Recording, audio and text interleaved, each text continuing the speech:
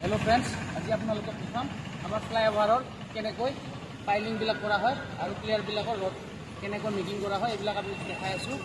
এই চাওক শৰাইঘাটৰ ওচৰত আজি যিটো ফ্লাইঅভাৰ চলি আছে,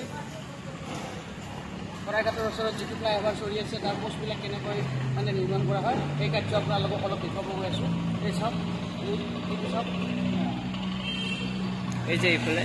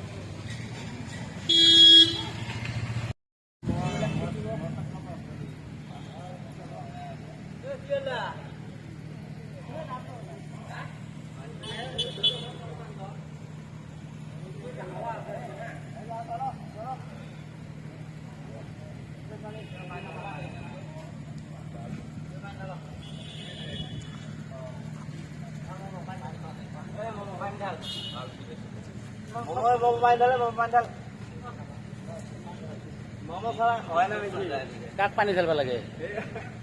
পানী ঢাল দে দে ভাল